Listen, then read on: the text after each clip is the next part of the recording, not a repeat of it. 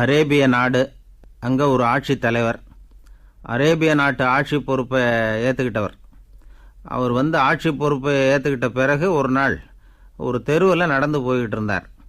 அவர் தோளில் ஒரு பெரிய துணி மூட்டை, அதை சுமந்துக்கிட்டு கடத்தெருவை நோக்கி அவர் போய்கிட்டு இருக்கிறார். வழியில் அவரை சந்தித்தார் உமர். அவர் கேட்டார், கலீஃபா அவர்களே, எங்கே புறப்பட்டுட்டீங்க அப்படின்னு கேட்டார். கலீஃபான்னா ஆட்சி தலைவர்னு அர்த்தம். இதுக்கு அவர் சொன்னார், நான் துணி வணிகம் செய்கிறவன், அதனால் துணி வியாபாரம் செய்கிறதுக்காக போயிட்டுருக்கிறேன்னார். நீங்கள் இப்போ இந்த நாட்டுக்கு ஆட்சி தலைவர், ஆட்சி பொறுப்பில் இருக்கிறீங்க. நீங்கள் வியாபாரம் செய்ய போட்டால் அரசு பணிகளை செய்கிறது யார் அப்படின்னு கேட்டார் அவர். நான் அரசு பணிகளை மட்டுமே செஞ்சுக்கிட்டு இருந்தா என் குடும்பத்தை காப்பாற்றுறது யார் அப்படின்னு கேட்டார் அவர். இப்படி கேட்டவர் யார் தெரியுமா? அவர் தான் அபூபக்கர், இறை தூதர் முகமது அவர்களுக்கு பிறகு கலீஃபாவாக தேர்ந்தெடுக்கப்பட்டவர். அப்போலாம் ஆட்சி தலைவர்களுக்கு சம்பளம்னு எதுவும் கிடையாது. இந்த பிரச்சனையை எப்படி தீர்க்கிறதுன்னு யோசனை பண்ணார் உமர். அபு உபைதா அவர்கள்கிட்ட அழைச்சிட்டு போனார். அவர் யாருன்னா, அவர் தான் பொது நிதி கருவூலத்தின் பொறுப்பாளர். அவர்கிட்ட பிரச்சனையை சொன்னார். இது மாதிரி ஆட்சி தலைவருக்கு பொது நிதியிலிருந்து ஊதியம் அளிக்க முடியுமான்னு கேட்டார். பொது நிதி விதிகளின்படி அதுக்கு சாத்தியம் இல்லைன்னு சொல்லிவிட்டார் அவர். சரி, வேற ஏதாவது வழி இருக்குதான்னு கேட்டார் உமர். அபு உபைதா கொஞ்சம் யோசனை பண்ணி பார்த்தார். அப்புறமா சொன்னார், மக்காவிலிருந்து மதீனாவுக்கு குடிபெயர்ந்து வந்த அகதிகளுக்கு நிதி உதவி அளிக்கிறதுக்கு விதிகளில் இடம் இருக்கு. அப்படி பார்த்தா அபூபக்கரும் அகதி தானே, அதனால எல்லா அகதிகளுக்கும் கொடுக்கறது மாதிரியே அவருக்கும் ஒரு தொகை அளிக்கலாம்னார். கலீஃபா அபூபக்கருக்கு இந்த அகதி உதவி தொகையைத்தான் கொடுத்துட்டு வந்தாங்களாம். குடும்ப செலவுக்கு அது போதுமானதா இல்லை. இருந்தாலும் கலீஃபாங்கிறதுக்காக மற்ற அகதிகளை விட அதிகமாக தொகையை பெற அவர் விரும்பலை. மார்பு பக்கம் கிழிஞ்சிருந்த ஒரு மேலாடையை தான் அவர் அணிஞ்சிருந்தார். அவருடைய துணைவியார் அஸ்மா, அவங்க ஒரு நாள் தேன் அருந்த ஆசையாக இருக்குன்னாங்களாம். நமக்கு கிடைக்கிற ஊதியம் குடும்ப செலவுக்கே போதுமானதா இல்லையே, இந்த நிலையில் தேன் வாங்கிறதுக்கு காசுக்கு நான் எங்கே போவேன்ருக்கார் அவர். கொஞ்ச நாள் கழித்து அவங்க ஒரு தொகையை அவர்கிட்ட கொடுத்து தேன் வாங்கிட்டு வர சொன்னாங்களாம். இவருக்கு ஆச்சரியம், ஏது இந்த பணம்னு கேட்டிருக்காரு. நீங்கள் தினமும் குடும்ப செலவுக்காக கொடுத்துக்கிட்டு வந்த பணத்தில் கொஞ்சம் கொஞ்சமாக மிச்சப்படுத்தி வச்சேன்னாங்களாம். அபூபக்கர் அந்த பணத்தை எடுத்துக்கிட்டு நேராக பொது நிதி கருவூல பொறுப்பாளர்கிட்ட போனார். இந்த பணத்தை பொது நிதியில் சேர்த்துருங்க, இது அதிகப்படியாக எனக்கு தரப்பட்டு வந்த ஊதியம், அடுத்த மாதத்திலேருந்து இந்த தொகையை குறைச்சிங்கன்னு வேற சொல்லிவிட்டாராம். பசியை தணிக்க தேவையான அளவு உணவு, ஒரு ஜோடி உடை, இதை தவிர கூடுதலாக மக்கள் பொது நிதியிலிருந்து வாங்கிக்கிறதுக்கு என் குடும்பத்தாருக்கு உரிமை இல்லை அப்படின்னு சொல்லி கண்டிப்பாக சொல்லிவிட்டாராம்.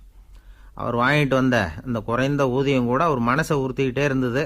கடைசி நேரம் அவர் தம்முடைய மகள் ஆயிஷா அவர்களை அழைச்சார். மகளே, இதுவரைக்கும் பொது நிதியிலிருந்து நான் வாங்கிட்டு வந்த தொகை என்னுடைய இதயத்தில் பாரமாக அழுத்திக்கிட்டு இருக்கு. என் தோட்டத்தை விற்று அதில் வர்ற பணத்திலிருந்து நான் இதுவரைக்கும் வாங்கிட்டு வந்த ஊதிய தொகையை கணக்கு போட்டு பொது நிதியில் சேர்த்துடு அப்படின்னாராம். பதவி ஏற்கிறதுக்கு முன்னாடி தன்கிட்ட இருந்ததை விட இப்போ கூடுதலாக என்ன சொத்து இருக்குன்னு பார்த்துருக்கார். ஒரு ஒட்டகம், ஒரு கோப்பை, ஒரு பணியாள். இதையும் அடுத்தபடியாக கலீஃபாவா வர்றவர்கிட்ட ஒப்படைச்சிருங்க அப்படின்னு விட்டாராம். அதே மாதிரி அடுத்து வந்த உமர்கிட்ட ஒப்படைச்சாங்க. அப்போ உமர் சொன்னாராம், அபூபக்கரே, இந்த முன்மாதிரியால் உங்களுக்கு பிறகு இந்த ஆட்சி பொறுப்பை ஏற்கிறவர்களை பெரும் நெருக்கடிக்கு ஆளாகி விட்டீங்க அப்படின்னு சொல்லி ரொம்ப கண் கலங்கினாராம். கடைசியாக அபூபக்கர் தன்னுடைய குடும்பத்தாருக்கு விட்டு சென்ற சொத்து ஒரு படுக்கை விரிப்பு, ஒரு போர்வை, அவ்வளவுதான். இது சிந்திக்க வேண்டிய ஒரு செய்தி. ஒரு ஊரில் ஒரு மன்னர் இருந்தாராம். அமைச்சர் அவர்கிட்ட சொன்னாராம், மன்னா, நம்ம ராஜ்யத்தில் இனிமே லஞ்ச ஊழலே இருக்காதுன்னாராம். ஆஹா, அப்படின்னா ஊழல் பேர் வழிகளையெல்லாம் நாடு கடத்தியாச்சா அப்படின்னு கேட்டிருக்காரு மன்னர். இதுக்கு அவர், அப்படி இல்லைங்க, இனிமே கொடுக்கறதுக்கு ஜனங்கள்கிட்ட பணமே இல்லை. இந்த உலகத்தில் எல்லாருக்கும் மகிழ்ச்சி தரக்கூடிய ஒரு பொருள் எது? இது ஒரு முக்கியமான கேள்வி. இந்த கேள்விக்கு பொருத்தமான ஒரு பதிலை உங்களால் சொல்ல முடியுமா? அதாவது கொஞ்சம் யோசித்து பார்த்தா பணம்னு சொல்லலாமா? இப்போ கையில் காசு இல்லாதவங்ககிட்ட ஒரு 10 ரூபாய் கொடுத்தா அது அவனுக்கு சந்தோஷத்தை கொடுக்கும். ஏற்கனவே வருமான வரி பிரச்சனையில் சிக்கி இருக்கிறவர்கிட்ட இன்னும் கொஞ்சம் பணம் இந்தாங்கன்னு சொல்லி கொடுத்தோம்னா அது அவருக்கு சங்கடத்தை தான் கொடுக்கும். அதனால் அந்த கேள்விக்கு பணங்கிறது பொருத்தமான பதிலாக இருக்க முடியாது. கேள்வி என்னன்னா, இந்த உலகத்தில் எல்லாருக்கும் மகிழ்ச்சி தரக்கூடிய ஒரு பொருள் எது? சரி, இனிப்புன்னு சொல்லலாமா? ஏன்னா எல்லாருக்கும் இனிக்க தானே செய்யும். அதுலேயும் ஒரு சிக்கல் இருக்குது. சர்க்கரை வியாதிக்காரங்களுக்கு அது என்ன சந்தோஷத்தையா கொடுக்கும்? ஆக எல்லாருக்கும் வேறுபாடு எதுவும் இல்லாமல் மகிழ்ச்சியை கொடுக்கக்கூடியது வேறு ஏதோ ஒன்று இருக்குது. அது என்னன்னு கண்டுபிடிக்கணும். அதுதான் இன்றைக்கி தகவல். இப்போ அதை கண்டுபிடிக்கணும்னா இந்த கதையை கேட்கணும். அது என்ன கதைன்னா, ஒரு ஊரில் ஒரு ராஜா இருந்தார். அவருக்கும் இதே சந்தேகம் வந்துட்டுது.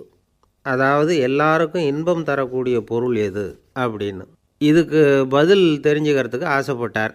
சரி, அதுக்கு என்ன செய்யலாம்னு யோசனை பண்ணார். நாட்டு மக்களுக்கு பகிரங்கமாக ஒரு அறிவிப்பு கொடுத்தார். நம்ம நாட்டு மக்கள் இன்பம் தரக்கூடிய பொருள் எதுன்னு நினைக்கிறாங்களோ அதை கொண்டுக்கிட்டு வந்து அரண்மனையில் உள்ள கண்காட்சி மண்டபத்தில் வைக்கலாம். அப்படி அவங்க வைக்கிற பொருள்களில் எது எல்லாருக்கும் இன்பம் தரக்கூடியதாக இருக்குமோ அதை வச்சவருக்கு 1000 பொற்காசுகள் பரிசு அப்படின்னு அறிவிப்பு கொடுத்துட்டார். ஜனங்கள் இந்த அறிவிப்பை கேட்டாங்க. அதுக்கப்புறம் சும்மா இருப்பாங்களா? 1000 பொற்காசுன்னா சும்மாவா? அவங்க கையில் என்னென்ன கிடைச்சிதோ அதையெல்லாம் கொண்டாந்து அரண்மனை காட்சி மண்டபத்தில் வச்சுட்டாங்க. அதுக்கப்புறமா ராஜா அங்கே வந்தார். ஒவ்வொன்றா பார்த்துக்கிட்டே வந்தார். முதல்ல ஒரு குயில் இருந்தது, இனிமையாக பாடக்கூடிய குயில். இந்த குயிலோட இன்னிசை எல்லாருக்கும் இன்பம் தரக்கூடியது தான். இருந்தாலும் காது கேட்காதவங்களுக்கு இந்த இசை எப்படி இன்பம் தர முடியும்? அதனால் இது சரியில்லைன்னு விட்டார். அடுத்தபடியாக போனார். அங்கே என்ன வச்சுருக்குறாங்கன்னு பார்த்தா ஒரு அழகான மயில் அங்கே தோகை விரித்து ஆடிக்கிட்டு இருக்குது. இந்த மயிலோட ஆட்டம் மனசுக்கு இன்பம் தரக்கூடியது தான். இருந்தாலும் பார்வை இல்லாதவங்க இந்த ஆட்டத்தை பார்த்து ரசிக்க முடியுமா?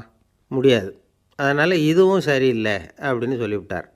அதுக்கு அடுத்தபடியாக போனார். பல வகையான இனிப்பு பண்டங்களை வச்சுருந்தாங்க. பார்த்தார், வயசானவங்களுக்கும் நோயாளிகளுக்கும் இது இன்பம் தராது, துன்பம் தான் கொடுக்கும் அப்படின்னார். இப்படி ஒவ்வொன்றா பார்த்துக்கிட்டே போகிறார். அழகான மலர்கள், கனிகள், ஓவியங்கள் எதுவுமே பொருத்தமாக தெரியல. சகல பேருக்கும் இன்பம் தரக்கூடிய வகையில் எதுவும் இல்லை. கடைசியாக வந்தார்.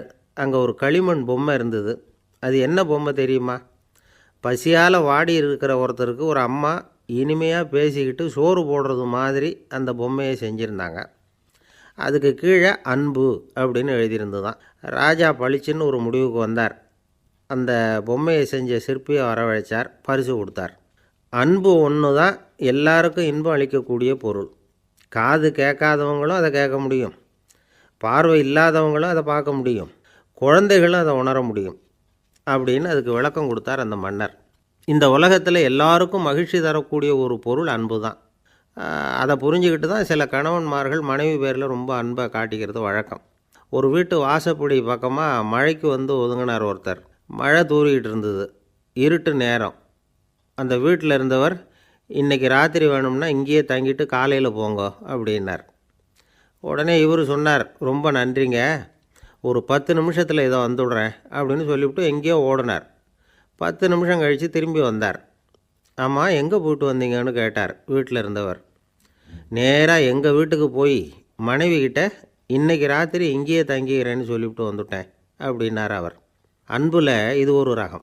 ஆசைப்படுறதில்ல தப்பு இல்லை, ஆனால் அந்த ஆசை தேவைக்கு தகுந்த மாதிரி இருக்கணும். தேவைக்கு மீறிய ஆசைகள் இருக்குது பாருங்கள், அது தேவையில்லை. இந்த கருத்தை வலியுறுத்தது மாதிரி ஒரு கதை உண்டு. தேவேந்திரனுக்கு திடீர்னு வீடு கட்டணும்னு ஒரு ஆசை வந்துதான். வீடுன்னா நாம் கட்டுற மாதிரி இல்லை. தேவேந்திரன் வீடுன்னா சும்மாவா? ஒரு பிரம்மாண்டமான அரண்மனை கட்டணும். அது மாதிரி இந்த 3 லோகத்துலேயும் ஒரு அரண்மனை கிடையாது அப்படின்னு எல்லாரும் சொல்லணும். இது அவனோட ஆசை. உடனே தேவ தச்சரான விஸ்வகர்மாவை கூப்பிட்டான், உத்தரவு போட்டான். விஸ்வகர்மா தன்னுடைய உதவியாளர்களை எல்லாம் கூப்பிட்டு ஒன்றா சேர்த்துக்கிட்டார். படாத பாடுபட்டு ஒரு பெரிய அரண்மனையை கட்டி முடித்தார். கட்டி முடிக்க 1000 வருஷம் ஆச்சு. தேவேந்திரன் பார்க்குறான். அவனுக்கு திருப்தி ஏற்படலை. என்னுடைய அந்தஸ்துக்கு இது ரொம்ப சாதாரணமான கட்டிடம், இதை விட இன்னும் பெருசாக கட்டு அப்படின்னா. தேவ தச்சர் திணறி போயிட்டார். அவரால் அதுக்கு மேலே எதுவும் செய்ய முடியல. என்ன பண்ணுறதுன்னு யோசனை பண்ணார். நேராக நாரதர் காலில் போய் விழுந்தார். நீங்கள் தான் என்னை இந்த பிரச்சனையிலேருந்து காப்பாற்றணும்னார். நாரதர் யோசனை பண்ணார். சரி, கவலைப்படாதேன்னார். நேராக இந்திரன்கிட்ட போனார். இந்திரன் நாரதரை பார்த்த உடனே வாங்கன்னு கூட்டிகிட்டு போய் அரண்மனையை காட்டினான். இது மாதிரி ஒரு அரண்மனையை நீங்கள் வேறு எங்கேயாவது பார்த்துருக்குறீங்களா அப்படின்னு ரொம்ப பெருமையாக கேட்டான். நான் பார்த்ததில்லை, ஆனால் என்னை விட வயசில் மூத்தவர் மகரிஷி லோமேசர், அவர் ஒரு வேளை பார்த்துருக்கிறாரா என்னமோ அப்படின்னார். உடனே அவரை மனசில் நினச்சி தியானம் பண்ணினார். அடுத்த கணம் லோமேசர் அங்கே வந்தார். இடையில் ஒரு சின்ன துண்டு, கையில் ஒரு கமண்டலம், தலையில் ஒரு பாய், அவ்வளவுதான் அவர்கிட்ட இருந்தது. எதுக்காக தலையில் இந்த பாய் அப்படின்னு கேட்டான் இந்திரன். என்ன மாதிரி அற்ப ஆயுள் உள்ள ஒரு ஜீவன் தனியாக வீடு கட்டிக்கிட்டு திண்டாடணுமா? இந்த பாய் தான் ஒரு வீடு மாதிரி எனக்கு நிழல் கொடுக்குது அப்படின்னார் அவர். என்னது, உங்களுக்கு அவ்வளவு கொஞ்சமான ஆயுளா அப்படின்னு ஆச்சரியத்தோடு கேட்டான் இந்திரன். ஆமாம், இதை பாரு, என்னுடைய மார்பில் ஒரு பொற்காசு அளவுக்கு ரோமம் உதிர்ந்துட்டுது. எப்போ என் உடம்புல உள்ள எல்லா ரோமமும் உதிர்ந்துருமோ அப்போ என்னுடைய ஆயுள் முடியும் அப்படின்னார். எப்போ அந்த ரோமங்கள் பூரா உதிரும்னு கேட்டான் இவன். ஒரு பிரம்மா மறைஞ்சதும் ஒரு ரோமம் உதிரும். என் உடம்புல உள்ள ரோமங்களின் எண்ணிக்கை எவ்வளவோ அவ்வளவு பிரம்மாக்கள் தோன்றி அவங்க ஆயுள் முடியும் பொழுது என் உடம்புல உள்ள ரோமங்கள் பூரா உதிரும் அப்படின்னார். அப்படின்னா ஒரு பிரம்மாவோட ஆயுள் எவ்வளவு காலம்னு கேட்டான். ஒரு பிரம்மாவுக்கு 100 தேவ வருஷம். ஒவ்வொரு தேவ வருஷத்துக்கும் 365 தேவ நாள். ஒவ்வொரு தேவ நாள்லேயும் ஒன்றை மாதிரி 14 இந்திரர்கள் தோன்றி மறைகிறாங்க அப்படின்னு மகரிஷி லோமேசர் சொல்கிறார். இதை கேட்டதும் இந்திரன் ஆடி போயிட்டான். அவ்வளவு ஆயுள் உள்ள இவரே அற்ப ஆயுள்னு சொல்கிறார். நான் என்னுடைய ஆயுளை பெருசாக நினச்சிக்கிட்டு பிரம்மாண்டமான அரண்மனை கட்டணும்னு ஆசைப்படுறேனே அப்படின்னு நினச்சான். எனக்கு வீடு கட்டின வரைக்கும் போதும்னு விட்டான். அதனால் நாமெல்லாம் நம்முடைய தேவைக்கு தகுந்த மாதிரி ஆசைப்படுறது தான் நியாயம். ஆனால் அப்படியே நடந்துக்கிறோம். மனுஷன் கடவுளையே ஏமாற்றி காசு வாங்கிறதுக்குள்ள ஆசைப்படுறான். ஒருத்தன் கடவுளை நினச்சி தவம் இருந்தான். கடவுள் நேரில் வந்தார். தேவலோகத்தில் ரூபாய்க்கெல்லாம் என்ன மதிப்புன்னு கேட்டான். அங்கெல்லாம் ரூபாய்ங்கிறது உங்கள் பணத்தில் 1 கோடி ரூபாய்க்கு சமம். அதாவது தேவலோகத்தில் 1 ரூபான்னா இங்கே 1 கோடி ரூபா. அது மாதிரி எங்களுக்கு ஒரு நாளுங்கிறது உங்கள் கணக்கில் 1 கோடி வருஷத்துக்கு சமம் அப்படின்னார் கடவுள். அப்படின்னா எனக்கு நீங்கள் அதிகமாக எதுவும் தர வேணாம், உங்கள் கணக்குப்படி ஒரே 1 ரூபா கொடுங்க, அது போதும்னா இவன் ரொம்ப சாமர்த்தியமாக. கடவுள் யோசனை பண்ணார். அது ஒன்றும் கஷ்டம் இல்லை, 1 ரூபா தானே கேட்குற, கொடுத்துட்றேன். ஆனால் இப்போ வரும்பொழுது நான் எடுத்துக்கிட்டு வரல, எங்கள் கணக்குப்படியே 1 நாள் பொறுத்துக்க பணத்தோடு வந்துடுறேன் அப்படின்னு சொல்லிவிட்டு பறந்து போயிட்டார். ஒரு நாள் ஒரு தகப்பனார் தன்னுடைய பிள்ளையை அழைச்சிட்டு வந்தார். சார், இவன் சரியாக படிக்க மாட்டேங்கிறான், பெரியவங்களை மதிக்க மாட்டேங்கிறான், நீங்கள் கொஞ்ச நாள் இவனுக்கு குருவாக இருந்து நல்ல விஷயங்களை சொல்லி கொடுத்தா தேவையில்லைன்னார். பெரியவங்களையும் மதிக்காதவன் எப்படி என்ன மதிக்க போகிறான் அப்படிங்கிறது நமக்கு யோசனை வரும் இல்லையா? வேணாங்க, என்னை விட்டுருங்க அப்படின்னோம். அவர் விட மாட்டேன்னு விட்டார். இல்லைன்னா அவரே சிஷ்யன் ஆகிடுவார் போல இருந்தது. சரி, வேறு வழி இல்லாமல் அந்த பையனையே என்னுடைய சைடை நான் ஏற்றுக்கிட்டு உபதேசம்லாம் பண்ண ஆரம்பித்தோம். அதாவது குரு பக்தின்னா அது எப்படி இருக்கணுங்கிறத பற்றி சொல்லி கொடுத்தோம் அவனுக்கு. சதமகர் அப்படின்னு ஒரு குரு இருந்தார். அவருக்கு ஒரு சீடர். அவன் பேர் துளசி சைதன்யன். நைஷ்டிக பிரம்மச்சாரி. தன்னுடைய குருவுக்கு எந்த நேரத்தில் எது தேவைங்கிறத புரிஞ்சுக்கிட்டு சேவை செய்கிறவன். ஆனால் இவனை பற்றி மற்ற சீடர்களுக்கு பொறாமல் வந்துட்டுது. இவன் மட்டும் இப்படி இருக்கானேன்னு உடனே குருக்கிட்ட போய் கோல் மூட்டினாங்க. அவன் சரியில்லை, அவன் நடந்துக்கிறது சரியில்லை, அப்படி இப்படின்னு எதையாவது சொல்லி. இருந்தாலும் இதையெல்லாம் அந்த குரு நம்பலை. அவருக்கு தெரியும் யார் யார் எப்படின்னு. துளசி சைதன்யன் பெருமையை மற்ற சீடர்களுக்கு உணர்த்தணும் அப்படின்னு நினச்சார். அதுக்கு ஒரு வழி பண்ணார். ஒரு நாள் சீடர்களை எல்லாம் கூப்பிட்டுக்கிட்டு ஒரு காட்டு வழியாக போய்கிட்டு இருந்தார். அங்கே ஒரு பெரிய மலை அருவி கொட்டிக்கிட்டு இருந்தது. குரு சீடர்கள் பக்கம் திரும்பினார். இந்த மலையின் மேலே இருந்து அந்த படுபாதாளத்தில் குதிக்கிறதுக்கு உங்களில் யார் தயார் அப்படின்னு கேட்டார். ஒரு சீடனும் ஆய திறக்கலை, ஒதுங்கி நின்றுக்கிட்டாங்க. பின்னாடி மூட்டை முடிச்சோடு வந்துக்கிட்டு இருந்தான் துளசி சைதன்யன். அவனை பார்த்தார். தபாருப்பா, நீ மேலே இருந்து அந்த அருவியில் குதி அப்படின்னார். அப்படியே செய்கிறேன் சுவாமின்னா ஓடி போய் பொத்துன்னு குதிச்சுட்டான். அடுத்த கணமே குருநாதர் தன்னுடைய யோக சக்தியால் பறந்து போய் அவன் கீழே விழுந்துடாமல் தாங்கி பிடிச்சி கொண்டுக்கிட்டு வந்துட்டார். மற்ற சீடர்களுக்கெல்லாம் ஒரு மாதிரி ஆயிட்டுது. அடுத்தபடியாக என்ன பண்ணலாம்னு யோசித்தாங்க இவனை மாட்டி விடுறதுக்கு. ஒரு நாள் வெத்தலை அடிக்கிற ஒரு சின்ன உரலையும் உலக்கையையும் எடுத்து ஒளிய வச்சுட்டாங்க. சதமகர் சன்னியாசி இல்லை, அவர் வெத்தலை போடுவார். பல்லு சரியில்லை, அதனால் இடித்து தான் வெத்தலையை போடணும். திடீர்னு வெத்தலை பாக்கு கேட்டார். வழக்கமாக உரலில் இடித்து தர்றது தான் துளசியின் பழக்கம். உரலை தேடினா கிடைக்கல, என்ன பண்ணுறது? குரு கேட்டுவிட்டாரே, குரு சேவை தானே முக்கியம். என்ன பண்ணால் வெத்தலை பாக்க தன்னுடைய வாயில் போட்டு முன்னும் அதை எடுத்து அவர்கிட்ட கொடுத்துட்டான். குரு எதையோ படிச்சுக்கிட்டே அதை வாங்கி வாயில் போட்டுக்கிட்டார். துளசி இன்றைக்கி தாம்பூலம் நல்லா இடிக்கப்பட்டிருக்கு, ருசியாக வேறு இருக்குது, அதை இடித்த பாத்திரத்தை என் கண்ணால் பார்க்கணும்னு ஆசையாக இருக்குன்னு விட்டார். அதை மட்டும் அனுப்பி போய் நீ வர வேண்டான்னு வேற சொல்லிவிட்டார்.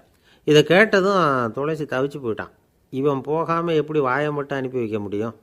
இவன் தவிக்கிறத பார்த்ததும் மற்ற சீடர்களுக்கெல்லாம் மனசுக்குள்ளே ரொம்ப சந்தோஷம்.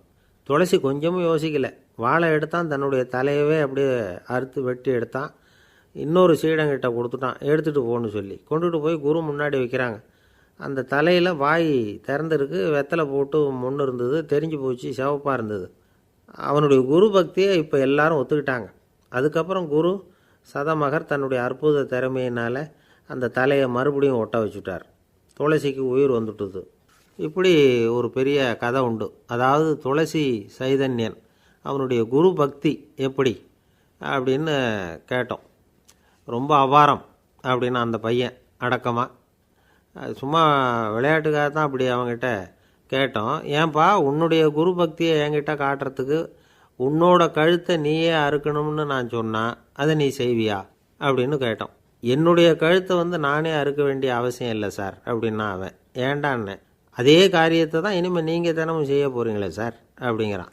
ஒருத்தர் ரொம்பவும் மகிழ்ச்சியாக வந்துக்கிட்டு இருந்தார். என்ன விஷயம்னு விசாரித்தேன். நான் தோற்று போயிட்டேன், அதுதான் மனசுக்கு மகிழ்ச்சியாக இருக்குது அப்படின்னார். எனக்கு இது ரொம்ப ஆச்சரியமாக போச்சு. இந்த உலகத்தில் தோற்று போகிறவங்க யாரும் மகிழ்ச்சியாக இருக்கிறது இல்லை. அப்படி இருக்கிறப்ப இவர் இப்படி சொல்கிறாரே, எங்கே தோற்று போனீங்கன்னு கேட்டேன். அதுக்கப்புறம் தான் அவர் விவரமாக சொன்னார். என்னோட 5 வயசு குழந்தையோடு நான் விளையாடிக்கிட்டு இருந்தேன். அந்த விளையாட்டில் என் குழந்தை ஜெயிச்சு விட்டுது, நான் தோற்று போயிட்டேன் அப்படின்னார் ரொம்ப உற்சாகமாக. நான் யோசித்து பார்த்தேன். அதாவது நாம் சின்ன குழந்தையாக இருக்கிறப்போ எந்த விளையாட்டில் கலந்துக்கிட்டாலும் அதில் நாம் தான் ஜெயிக்கணும்னு ஒரு வெறி நமக்குள்ளே இருக்கும். நம்மளை எதிர்த்து விளையாடுறவர் நல்லவரா கெட்டவரா, பெரியவரா சின்னவரா அப்படிங்கிறதெல்லாம் முக்கியம் கிடையாது. அவர் தோற்று போகணும், நாம் ஜெயிக்கணும், அதுதான் முக்கியம். எதிரியை சந்தோஷப்படுத்த விளையாடுகிற கலை அப்போ நமக்கு தெரியறதில்ல. வாழ்க்கையில் ஒரு பக்குவம் வந்ததுக்கு அப்புறம் வெற்றி பெறணுங்கிற மன அழுத்தம் போயிடுது. போட்டியில் ஜெயிக்கணுங்கிறத விட குழந்தையை சந்தோஷப்படுத்தணுங்கிறது முக்கியமாக போச்சு. ஜெயிக்கணுங்கிற வெறி ஓடி போட்டுது. ஒரு குழந்தையாக இருந்தப்போ நம்ம வளர்ச்சிக்கு உதவிய வெறி பெரியவனானதுக்கு பிறகு நமக்கு எதிரியாக மாறுது. அதை சரியான சமயத்தில் நாம் புரிஞ்சுக்கிட்டோம்னா போதும், நாம் பொழைச்சிக்கலாம். ஒவ்வொரு மனுஷனுமே வாழ்க்கையோட அடுத்த கட்ட வளர்ச்சியில் அடி எடுத்து வைக்கிற நேரத்தில் தன்கிட்ட இருந்து ஏதோ ஒரு குணத்தை அல்லது தன் குணம் இருந்த ஏதோ ஒரு உறவை நாம் இழக்கத்தான் வேண்டியிருக்குது. ஒரு கட்டம் வரைக்கும் உதவியாக இருந்த குணம் அடுத்த கட்டத்துக்கு தடையாக கூட மாறிடலாம். இந்த பரிமாண மாற்றத்துக்கு உள்ளாகிற ஒவ்வொருத்தரும் பிரத்யட்சமாக இதை உணர்றாங்க. ஆனால் பல பேர் எப்படின்னா பழசை திறந்துவிட்டு புதிய கொள்கைகளை உருவாக்கிக்கிறதுக்கு இஷ்டம் இல்லாமல் இருந்துவிடுறாங்க, அல்லது அப்படி செய்ய முடியாமல் தவிக்கிறாங்க. இதையெல்லாம் மீறி அந்த பழசை திறந்துவிட்டா அதை இழந்ததால் உண்டாகிற மன அழுத்தம் சில காலத்துக்கு வருத்திக்கிட்டு தான் இருக்கும், வேறு வழி இல்லை. ஆரோக்கியமான ஒரு முன்னேற்றத்துக்காக அந்த மன அழுத்தத்தை தாங்கிக்கத்தான் வேணும் அப்படிங்கிறாரு அந்த உலக புகழ்பெற்ற மேதை ஒருத்தர், இந்த ஸ்காட் பெக் அப்படிங்கிறவர். பிறந்த நாள் முதல் இதுதான் சரி அப்படின்னு கற்பிக்கப்பட்டு வந்த ஒவ்வொரு தத்துவத்தையும் தங்களுடைய வளர்ச்சிக்கு தகுந்த மாதிரி மாற்றி அர்த்தப்படுத்தி கொள்ள முடியாமல் வாழ்க்கை சூழலில் அப்படியே அரைப்பட்டு தூளாகிறவர்கள் தான் ரொம்ப தவிக்கிறாங்களாம். இதுதான் அவருடைய கருத்து. பெரும்பாலும் மனிதர்களுடைய நடுத்தர வயசில், அதாவது 30 தாண்டுகிற சமயத்தில் தான் இந்த தவிப்பு உண்டாகுதான். இதை தான் மேற்கத்திய நாடுகளில் அடிக்கடி மிட் லைஃப் கிரைசிஸ் அப்படின்னு சொல்கிறாங்க. அப்பப்போ பழசையெல்லாம் தொலைச்சி விட்டு புதுசாக பிறக்கிறதுக்கு கற்றுக்கணும். ஒவ்வொரு நிமிஷத்தையும் அந்த நிமிஷத்துக்கு ஏற்ற சித்தாந்தம் கொண்டவர்களாக சந்திப்போம் அப்படிங்கிறார் அந்த உளவியல் நிபுணர். இப்படி பழகிக்கிட்டால் வாழ்க்கை இன்பமயம், இல்லைன்னா தவிப்பு மயம்தான். பழசை தொலைக்க முடியாதவர்களில் எத்தனையோ பேர் உண்டு, எத்தனையோ ரகம் உண்டு. அதில் வேடிக்கையான நண்பர்களும் உண்டு. ஒருத்தர் நண்பர் வீட்டுக்கு போனார். அவர் ஏதோ இனிப்பு பலகாரம் கொடுத்து சாப்பிட சொல்லியிருக்கிறாங்க அவங்க வீட்டில். இவர் சாப்பிட்டு பார்த்துட்டு சொன்னாராம், சார் 6 மாதத்துக்கு முன்னாடி ஒரு தடவை இங்கே வந்தேன், அப்போது ஒரு இனிப்பு பலகாரம் கொடுத்தீங்க, அது இதை விட நல்லா இருந்தது சார் அப்படின்னாராம். அப்போ செஞ்ச அதே இனிப்பு பலகாரம் தான் சார் இதுவும் அப்படின்னாராம் அவர். இயேசுநாதர்கிட்ட ஒருத்தர் கேட்டாராம், இயேசுவே என்னை எவ்வளவு நேசிக்கிறீர்கள் அப்படின்னு. அவர் தன்னுடைய 2 கைகளையும் அகல விரித்து இவ்வளவு என்று சொல்லி சிலுவையில் உயிர் நீத்தார் அப்படின்னு சொல்லுவாங்க. அதாவது அந்த நேசிப்புக்கு எல்லை கிடையாது, அதே போல் மன்னிப்புக்கும் எல்லை கிடையாது. இது இயேசுநாதர் சொல்லி கொடுத்த ஒரு பாடம். இயேசுனுடைய சீடர்களில் ஒருத்தன் பீட்டர், அவன் ஒரு நாள் இயேசுநாதர்கிட்ட கேட்டிருக்கான், இயேசுவே, நான் என்னுடைய தம்பிக்கிட்ட அடிக்கடி சண்டை போட்டுக்கிட்டு இருக்கிறேன், என்னுடைய சகோதரன் கூட. அவனை நான் எத்தனை தடவை மன்னிக்கிறது? ஏற்கனவே 7 தடவை அவனை மன்னிச்சுட்டேன் அப்படின்னு சொல்லியிருக்கிறான். அப்போது இயேசு சொன்னாராம், மன்னிக்கிறதுக்கு எத்தனை தடவைங்கிற கணக்கெல்லாம் கிடையாது. எத்தனை தடவை உன்னுடைய சகோதரன் உன்னை கோபப்படுத்துகிறானோ அத்தனை தடவை நீ மன்னிக்கிறதுக்கும் தயாராக இருக்கணும், அதுதான் அப்படின்னு சொன்னாராம். அப்போ இவனுக்கு ஒன்றும் புரியல, இது என்ன அவன் தப்பு பண்ணிக்கிட்டே இருப்பான், நாம் மன்னிச்சுக்கிட்டே இருக்கிறதா அப்படிங்கிறது மாதிரி குழப்பமாக இருந்திருக்கிறான். அப்போது இயேசுநாதர் தன்னுடைய சீடன் பீட்டர்கிட்ட ஒரு கதை சொன்னாராம். அந்த கதை இன்றைக்கு நாம் எல்லாரும் சிந்தித்து பார்க்க வேண்டிய ஒரு கதை. அதாவது மன்னிப்பை விரும்புகிறவர்கள் மன்னிக்கவும் தயாராக இருக்க வேண்டும் அப்படிங்கிறது தான் அந்த கதையினுடைய தத்துவம். அந்த இயேசுநாதர் சொன்ன கதை என்னென்னா, ஒரு மன்னர் இருந்தார். அவர் ஒரு நாள் அரண்மனையில் உட்காந்து கணக்கு வழக்குகள்லாம் பார்த்துக்கிட்டு இருந்தார். நம்ம அரண்மனையிலேருந்து யார் யார் அரசாங்க கடன் வாங்கியிருக்கிறாங்க, யார் யார் திருப்பி செலுத்தியிருக்கிறாங்க அப்படிங்கிற விவரத்தையெல்லாம் பார்த்துக்கிட்டு இருந்தார். அப்போ தான் புரிஞ்சுது, அந்த அரண்மனையில் வேலை செய்கிற ஒருத்தனே அரசாங்க கடன் வாங்கியிருக்கிறான். எவ்வளவு? 10,000 பொற்காசுகள் வாங்கியிருக்கான் கடன். இந்த 10,000 பொற்காசுகளை திருப்பி செலுத்தலை அரசாங்கத்துக்கு. இது மன்னர் கவனத்துக்கு வந்தது. உடனே நம்ம அரண்மனையில் இருக்கிறவனே அரசு கடன் வாங்கி திருப்பி செலுத்தாமல் இருக்கான், அவனை கூப்பிட்டு வாங்கன்னு சொல்லி கூப்பிட்டுட்டு வந்தாங்களாம். விசாரிச்சிருக்கிறாங்க, என்னப்பா நீ எவ்வளோ ஒன்று? ஆமாங்க, 10,000 பொற்காசுகள் வாங்கியிருக்கிறேன், இன்னும் திருப்பி கட்டலைன்றிருக்கான். உடனே அவர் மன்னர் சொல்லியிருக்கிறார், நம்ம சட்டத்திட்டப்படி நீ உடனே பணத்தை திருப்பி கட்டிடு. அப்படி உன்னால் கட்ட முடியலன்னா உன்னுடைய வீடு வாசல் சொத்து சுகம் எல்லாத்தையும் விற்று அந்த பணத்தை அரசு கருவூலத்தில் சேர்த்துக்கிறதுக்கு நானே ஏற்பாடு பண்ணிடுறேன் அப்படின்னு அந்த மன்னர் சொன்னாராம். இவன் அப்படியே அதிர்ச்சி ஆகிட்டான், அப்படியே பொத்துன்னு காலில் விழுந்தானா. மன்னா, என்னை மன்னிச்சுங்க, என்னால் முடியல, எனக்கு மன்னிப்பு கொடுங்க அப்படின்ட்டுருக்கான். உடனே அவர் எழுந்திரிச்சு, சரி நீ மன்னிப்பு கேட்டுவிட்ட, அதனால் உன்னை மன்னிக்கிறேன், நீ பணம் கட்ட வேண்டாம் அப்படின்னு சொல்லி அந்த மன்னர் அவனை விட்டுட்டாராம். பணத்தையும் தள்ளுபடி போட்டார், நீ திருப்பி கட்ட வேண்டான்னு. இவனுக்கு ரொம்ப மகிழ்ச்சி, அதனால் ரொம்ப உல்லாசமாக வந்துக்கிட்டு இருக்கிறான். தெருவில் வந்துக்கிட்டு இருக்கிறப்ப இவங்கிட்ட கடன் வாங்கின ஒருத்தன் எதுக்கு வந்துக்கிட்டு இருக்கான். அவன் இவங்கிட்ட ஒரு 100 பொற்காசுகள் கடன் வாங்கியிருக்கான். அவன் வந்தான், இவன் போய் அவன் சாட்டையாக பிடிச்சிக்கிட்டான், நீ எப்படா என் கடனை திருப்பி கொடுக்க போகிறேன்னு. அவன் இப்போ முடியல, கொஞ்சம் பொறுத்துக்கா, அப்புறம் தரேன் இருக்கான். அதெல்லாம் முடியாது, நீ கொடுத்து தான் ஆகணும் அப்படின்னு இவன் புடிவமாக சொல்கிறான். இப்போ நிலைமையை பாருங்கள், இவன் ஏற்கனவே 10,000 பொற்காசுகள் அரசாங்கத்தில் கடன் வாங்கினா அதுக்கு மன்னிச்சு விட்டுட்டார் இவனை. ஆனால் இவன் இன்னொருத்தனை மன்னிக்கிறதுக்கு தயாராக இல்லை. இவங்கிட்ட கடன் வாங்கின இன்னொருத்தன் 10 பொற்காசுகள், அவனை மன்னிக்க தயாராக இல்லை. அவனை கொண்டு போய் நீதிமன்றத்தில் கொண்டு போய் நிறுத்தி தண்டனை வாங்கி கொடுத்துட்டான். நீதிபதி என்ன சொன்னார், அந்த இவன் வாங்கின பொற்காசுகளை திருப்பி கட்டுற வரைக்கும் ஜெயிலில் இருக்கணுங்கிறது தீர்ப்பு. ஆனால் உடனே அரசர் காதில் விழுந்தது. சொல்லிட்டாங்க, உங்ககிட்ட மன்னிப்பு வாங்கிட்டு போனானே ஒருத்தன், அவன் இன்னொருத்தனை மன்னிக்கிறதுக்கு தயாராக இல்லை, அவனை கொண்டு போய் ஜெயிலில் அடைச்சிட்டான் அப்படின்னு. உடனே மன்னர் பார்த்தார், இவனை மறுபடியும் கூப்பிட்டு வர சொன்னார். தபாரப்பா, நான் உன்னை மன்னிச்சு விட்டேன், ஆனால் நீ இன்னொருத்தனை மன்னிக்கிறதுக்கு தயாராக இல்லை, அதனால் என்னுடைய தீர்ப்பையும் மாற்றுறேன், நீயும் அரசு கடன் தீர்ற வரைக்கும் ஜெயிலில் தான் இருக்கணும் அப்படின்னு சொல்லி ஜெயிலுக்கு அனுப்பிச்சிட்டாராம். இப்படி ஒரு கதையை இயேசுநாதர் தன்னுடைய சீடருக்கு சொன்னதாக ஒரு வரலாறு. அது என்ன, அதிலேருந்து நாம் புரிந்து கொள்ள வேண்டியதுன்னா, நாம் மன்னிக்கப்படணும்னு நாம் விரும்புகிறோம்னா நாம் இன்னொருத்தரை மன்னிக்கிறதுக்கு தயாராக இருக்கணும். அதனால் நாம் இன்னொருத்தரை யாரையும் மன்னிக்க மாட்டோம், ஆனால் என்ன இன்னொருத்தர் மன்னிக்கணும் அப்படிங்கிறது மாதிரி செய்யக்கூடாதுன்னு சொல்லுவாங்க. அது மாதிரி நாம் இப்போ இது தப்பாக புரிஞ்சுக்கிறவங்களும் இருக்கிறாங்க. பாவம் மன்னிப்புங்கிறதுலாம் எதுக்குன்னா, அதாவது மறுபடியும் பாவம் செய்யாமல் இருக்கிறதுக்காக தான். அதான் மன்னிக்கிறாரே அப்படிங்கிறதுக்காக மறுபடியும் பாவம் பண்ணிகிட்டு இருக்கிறது இல்லை. அதான் ஒருத்தர் கேட்டாராம், பாவத்திலேருந்து மன்னிப்பு கிடைக்கணும்னா நீ என்ன செய்யணும் அப்படின்னு கேட்டிருக்கார். அதுக்கு அவன் சொல்லியிருக்கிறான், நான் முதல்ல பாவம் செய்யணும், அப்போ தானே மன்னிப்பு கிடைக்கும் அப்படின்னு நானாம். இப்படிப்பட்டவர்கள் தான் இன்றைக்கி உலகத்தில் அதிகமாக இருக்கிறாங்க. அதனால் இந்த மன்னிப்பின் மகத்துவங்கிறது இயேசுநாதர்கிட்டேருந்து தான் நாம் புரிஞ்சுக்கணும். அந்த இயேசு சொன்ன அந்த மன்னிக்கிற மனோபாவம் இருந்தால் இன்றைக்கி உலகம் பூராவும் அமைதி பூங்காவாக இருக்கும். அதில் ஒன்றும் ஆச்சரியமே இல்லை, அதில் ஒன்றும் சந்தேகமும் இல்லை. அதனால் மன்னிக்கிற மனோபாவத்தை நாம் எல்லாரும் நமக்குள்ளே வளர்த்து கொள்ள வேண்டும் அப்படிங்கிறது தான் நாம் இன்றைக்கு எல்லோரும் சிந்தித்து பார்க்க வேண்டிய ஒரு செய்தி. ஒரு வயசான அம்மா தெரு வழியாக போயிட்டு இருந்தாங்க. அவங்க கையில் எண்ணத்தையோ வச்சுக்கிட்டு அதை அடிக்கடி பார்த்துக்கிட்டே இருந்தாங்க. ஒருத்தன் மெதுவாக அவங்கக்கிட்ட போய் கையில் இருக்கிறது என்ன அப்படின்னு எட்டி பார்த்தா அவங்க கையில் 4 பல் இருந்துதான். இவன் ஆச்சரியமாக அந்த அம்மாவை பார்த்தான். ஏம்மா உனக்கு என்ன பைத்தியமா, ஏது இந்த பல்லு, இதை என்னத்துக்காக கையில் வச்சுக்கிட்டு அலைஞ்சிக்கிட்டு இருக்கிற அப்படின்னு கேட்டிருக்கான். அதுக்கு அந்த அம்மா விவரம் சொல்ல ஆரம்பித்தாங்களாம். இதை பாருப்பா, எனக்கு ஒரு மகன் இருந்தான், அவனை ரொம்ப செல்லமாக வளர்த்தேன். அவனை தரையிலே நடக்க விடுறதில்ல, எப்பவும் தூக்கி வச்சுக்கிட்டு இருப்பேன். அவன் நல்லா பெரியவனாகி பள்ளிக்கூடம் போகிறப்ப கூட அவன் புஸ்தக மூட்டையை நான் தான் சுமந்துக்கிட்டு போவேன். பார்க்குறவங்க கூட கேலி பண்ணுவாங்க, ஏம்மா படிக்க போகிறது நீயா உன் பிள்ளையான்னு கேட்பாங்க. அவன் இன்றைக்கி எவ்வளோ பெரிய மனுஷன் ஆகிட்டான், வெளிநாட்டில் பெரிய உத்தியோகத்தில் இருக்கான்.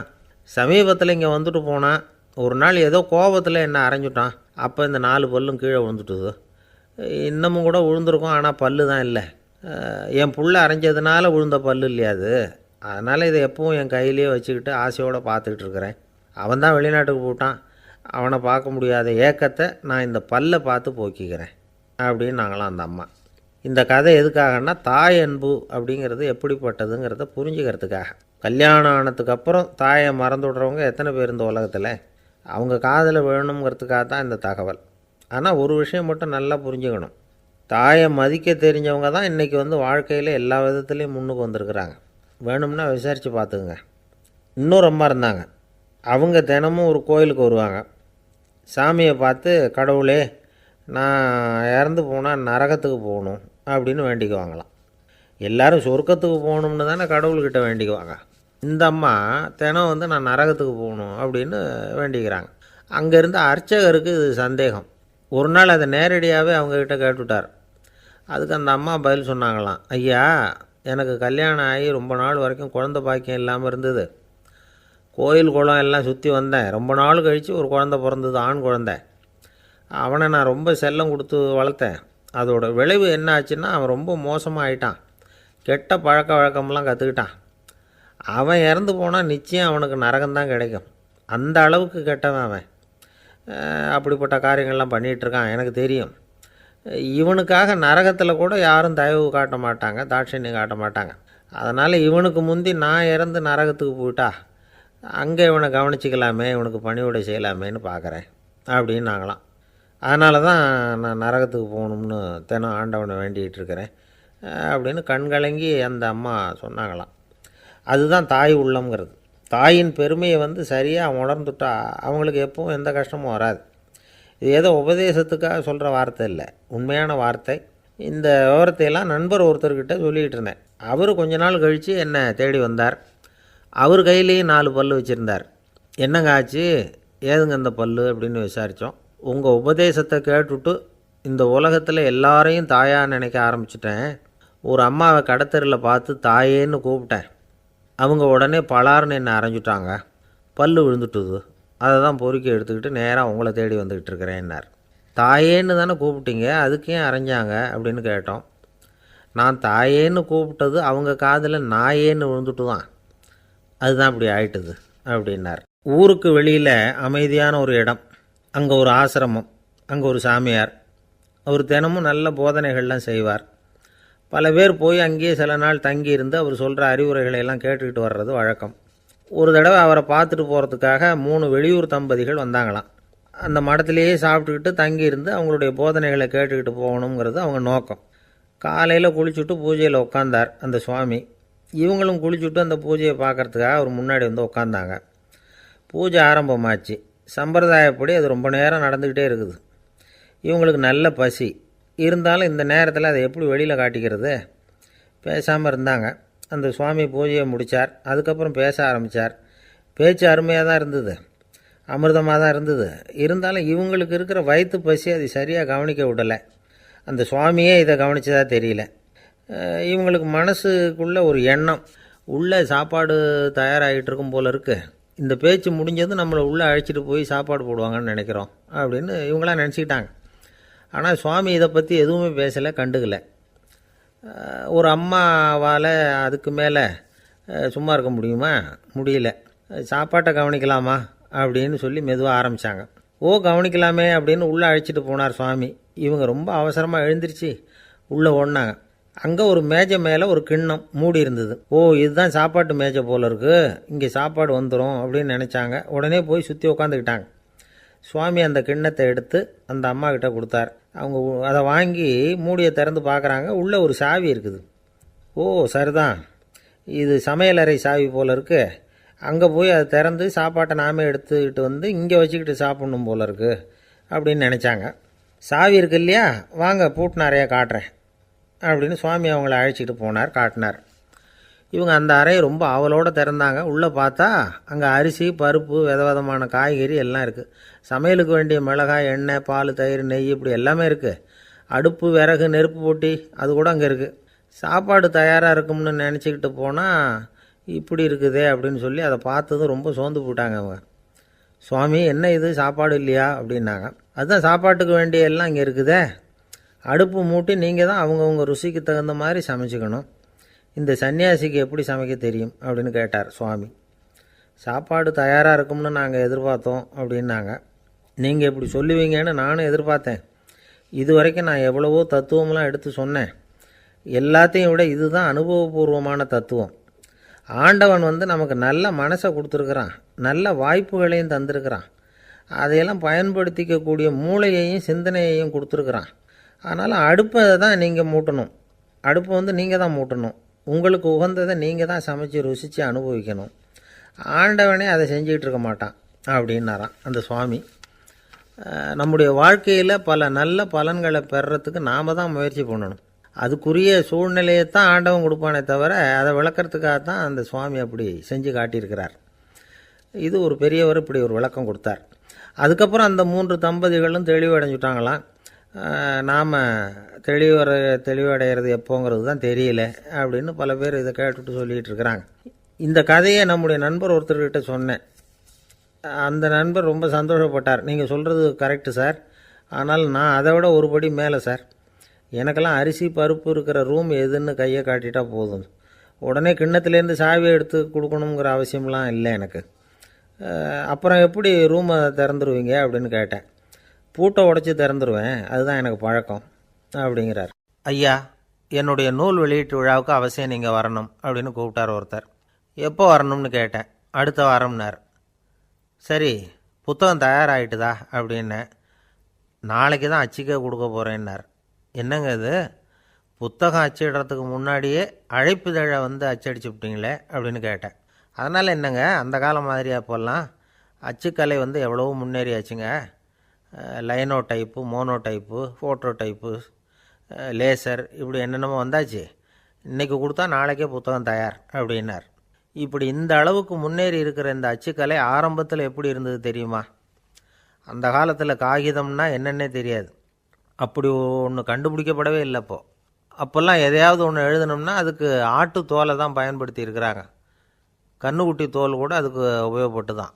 ஐரோப்பாவில் இருந்த பாதிரியார்கள் தோலில் எழுதப்பட்ட புத்தகத்தை தயாரிக்கிறதுல ரொம்ப கெட்டிக்காரங்களாம்.